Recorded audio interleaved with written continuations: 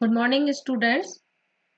आज बीएससी की online physics class में बीएससी पार्ट थर्ड के स्टूडेंट्स का स्वागत है।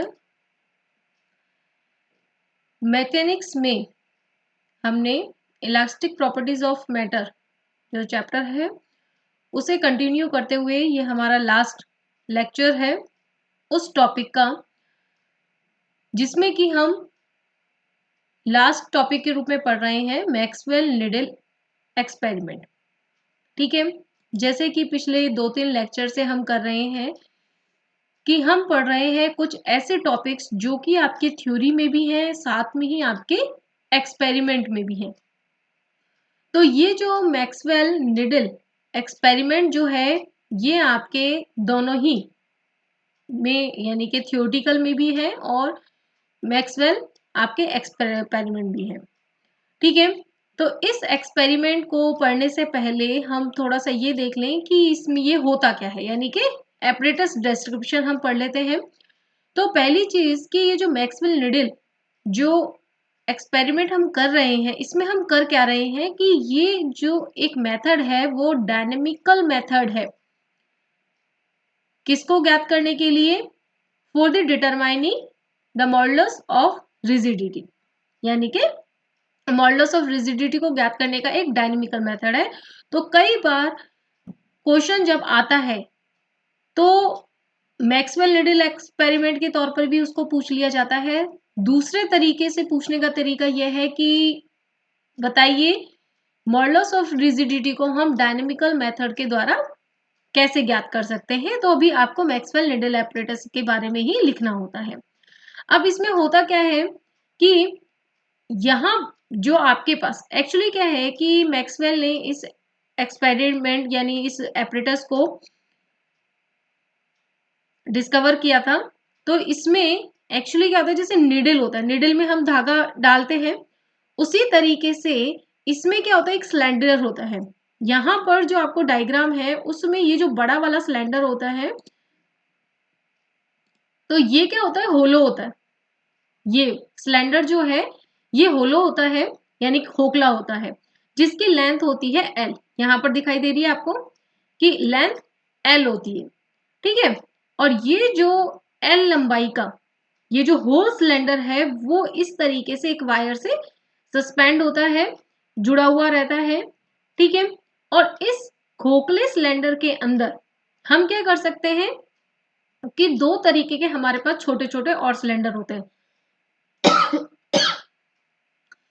कुछ जो 4 सिलेंडर होते हैं, 2 खोखले होते हैं और 2 सॉलिड होते हैं। ठीक है, यहाँ पर जो आपको देखिए ब्लैंक पार्ट दिख रहा है ये हो होलो सिलेंडर्स के लिए यानी खोखले सिलेंडर को दिखा रहा है, और जो आपके ये शेडेड दिख रहा है ये आपके सॉलिड सिलेंडर्स को बता रहा है। तो इस तरीके से अब इनका जो जो छोटे वाले सिलेंडर्स हैं उनकी जो लेंथ है वो लगभग ली जाती है L/4, यानी कि टोटल जो लेंथ है हमें इस पूरी लेंथ के अंदर 4 सिलेंडर्स लगाने छोटे छोटे। तो ऑब्वियस है कि एक की जो लेंथ है वो L/4 के बराबर हो जाती है। ठीक है, उनकी जो डायामीटर है वो किसके बराबर होता है, जो ये बड़ा वाला होलो सिलेंडर है उसके इंटरनल डायमीटर के बराबर होता है। ठीक है, तो इस तरीके से ये पूरा सेटअप होता है।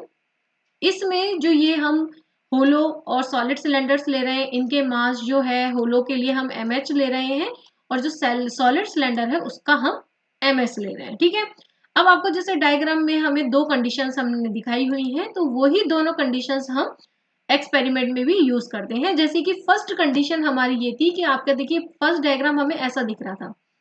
तो इसमें हम क्या करते हैं कि बीच में जो पूरा होलो सिलेंडर है जो कि क्या होता है कि दोनों साइड से ही ओपन होता है। ठीक है, तो हम क्या करते हैं कि बीच में तो होलो सिलेंडर यानी खोखले बेलनों को लगाते हैं और साइड में हम सॉलिड सिलेंडर्स को लगा लेते हैं। ठीक है, और इसके बाद हम क्या करते हैं, इसको एक एंगल पर रोटेट करके और उसको छोड़ दिया जाता है, रिलीज कर दिया जाता है, और जिसकी वजह से क्या होगा कि उस समय ऑसिलेशंस होना शुरू हो जाते हैं। ऑसिलेशन जो होंगे वो इसकी इलास्टिक लिमिट के अंदर ही होंगे। ठीक है ना, क्योंकि हम यहाँ पर क्या ले रहे हैं, स्मॉल एंगल ऑफ रोटेशन ले रहे हैं, छोटा एंगल ले रहे हैं, ज्यादा नहीं ले रहे। और इस कंडीशन में क्या करते हैं कि इन ऑसिलेशंस के लिए जो टाइम पीरियड होता है उसको हम एक्सपेरिमेंटली मेजर कर लेते हैं, ठीक है ना।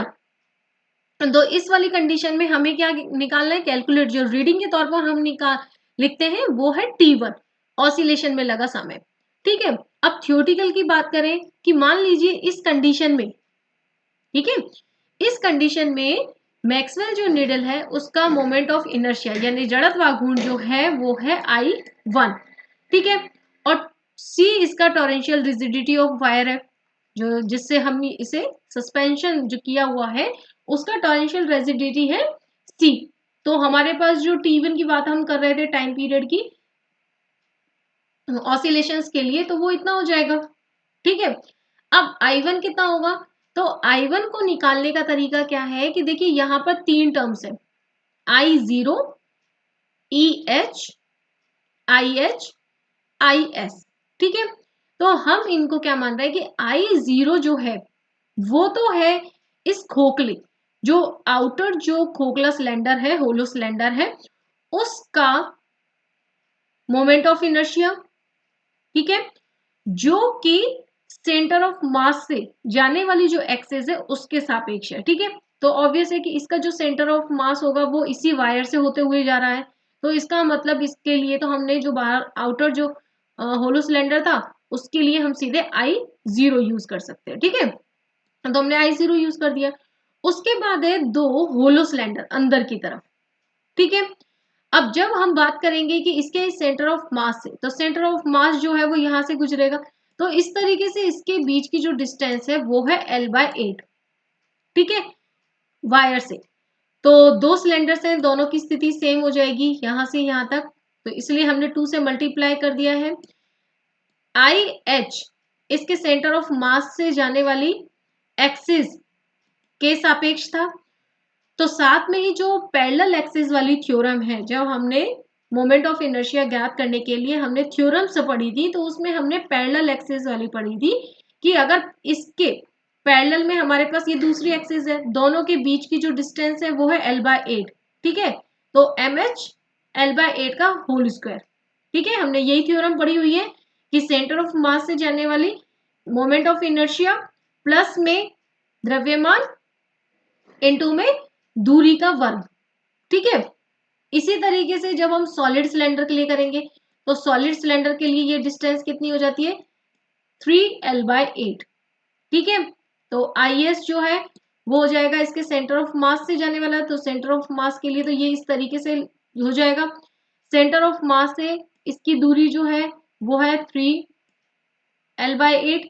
तो हमने ये वाली टर्म निकाली, और जब हम ओवरऑल इस सेटअप के लिए मोमेंट ऑफ इनर्शिया निकालेंगे तो सबको हम क्या कर देंगे, ऐड कर देंगे और I1 की वैल्यू ज्ञात कर लेंगे, ठीक है। अब इसके बाद क्या है, सेकेंड कंडीशन हमारे पास आती है जिसमें हम क्या करेंगे कि अब उल्टा कर देंगे, यानी इनको इंटरचेंज कर देते हैं, सॉलिड सिलेंडर्स को बीच में रख लेते हैं और जो होलो सिलेंडर्स है, खोखले बेलन है, उनको हम बाहर की तरफ लगा देते हैं और वही रोटेशन करके हम इनको छोड़ देते हैं, ठीक है। तो इसमें भी ऑसिलेशन होगा, और अब की बार हम किसकी है ना रीडिंग ले लेंगे, T2 की रीडिंग जो है ये हम ज्ञात कर लेंगे, ठीक है। अब थ्योरेटिकल बात करें कि अब इस टाइम पर इस कंडीशन में हमने मान लिया कि मोमेंट ऑफ इनर्शिया जो है वो I2 है, तो हमारे पास T2 जो है वो इस तरीके से हम लिख सकते हैं। और जैसे हमने I1 को निकाला था अभी कंडीशन फर्स्ट के लिए, उसी तरीके से हम I2 को निकाल सकते हैं, बस इसमें जो है इंटरचेंज हो जाएगा, यानी पहले L/8 पर होलो सिलेंडर थे तो MH और IH आ रहा था, अब की बार क्या हो जाएगा IS और MS हो जाएगा, ठीक है। और 3L/8 दूरी पर हो जाएगा IH प्लस MH 3L/8 का होल स्क्वायर, ठीक है। तो इस तरीके से हमारा जो है I2 moment of inertia in this condition हम निकाल सकते हैं, ठीक है। अब क्या होगा कि जो हमारे पास, अब देखिए जो फॉर्मूले हमारे पास I1 और I2 के हैं, तो अगर हम सिंपली I1 माइनस I2 करते हैं तो हमारे पास इस तरीके से टर्म आ जाती है, ठीक है। अब इसके बाद क्या है कि अगर मान लीजिए हमारे पास जो T1 और T2 की जो टर्म्स थी, हमने इक्वेशंस निकाली थी, अगर उसमें भी हम क्या करें कि उनको स्क्वायर करके माइनस कर देते हैं, तो हमें जो टोरेंशियल रिजिडिटी है उसको हम इस तरीके से मोमेंट ऑफ इनर्शिया और टाइम पीरियड्स की फॉर्म में लिख सकते हैं। ठीक है, अब I1 माइनस I2 जो है वो अभी ये ऊपर, तो यहां से हम क्या करेंगे, इसकी वैल्यू यहां रख देंगे। ठीक है, तो हमारे पास इस तरीके से C की फॉर्म में, C जो है टॉरेंशियल रिजिडिटी, वो हमारे पास इस तरीके से मास और टाइम पीरियड्स की फॉर्म में निकल आता है। अब चूंकि जो टॉरेंशियल रिजिडिटी है, जो हम एक्सपेरिमेंटल वायर जो यूज कर रहे हैं सस्पेंशन, जिसके लिए हमें ज्ञात करना है, यदि हम थ्योरेटिकली उसको देखें तो उसकी जो वैल्यू है वो आती है sigma pi r to the power 4 upon में 12। ठीक है, अब इन दोनों को कंपेयर करें तो हमारे पास जो मॉडुलस ऑफ रिजिडिटी है उसके लिए फॉर्मूला आ जाता है in terms of L length है, ठीक है, वायर की, ठीक है, वायर की है, स्मॉल एल वायर की लेंथ है, कैपिटल एल सिलेंडर की लेंथ है, होलो सिलेंडर की जो आउटर यानी मैक्सवेल निडल की जो लेंथ है वो कैपिटल एल है, एम एस सॉलिड सिलेंडर का मास है, एम एच होलो सिलेंडर का मास है, T1 फर्स्ट कंडीशन पर टाइम पीरियड था, जबकि सॉलिड सिलेंडर्स आउटर में है, होलो सिलेंडर इनर पार्ट पर है। T2 सेकेंड कंडीशन में टाइम पीरियड था, जबकि होलो सिलेंडर बाहर थे और सॉलिड सिलेंडर बीच में थे। और R small r is the radius of the wire है। ठीक है, तो ये सभी जो वैल्यूज हैं ये हमें एक्सपेरिमेंटली हमारा जो एपरेटस है उससे हम सीधे इनकी वैल्यूज निकाल सकते हैं, मेजर कर सकते हैं और इन सभी को मेजर कर सकते हैं। T1 T2 की रीडिंग से ले रहे हैं, तो इस तरीके से सारे के सारे टर्म्स हमारे पास मिलने के बाद हम क्या कर सकते हैं, experimentally modulus of rigidity of the wire हम ज्ञात कर सकते हैं। इजी डेरिवेशन था, एक बार अपने हाथ से करेंगे इजीली कर पाएंगे। ठीक है, और एक्सपेरिमेंट भी बहुत अच्छा है, कभी आप करोगे आपको मजा आएगा करने में। और अगर आपको टॉपिक से रिलेटेड कोई भी अगर कुछ भी डाउट है तो आप व्हाट्सएप ग्रुप पर अपने कंसल्ट कर सकते हैं, कोई भी डिस्कशन कर सकते हैं। So thank you so much and keep watching further videos. Thank you.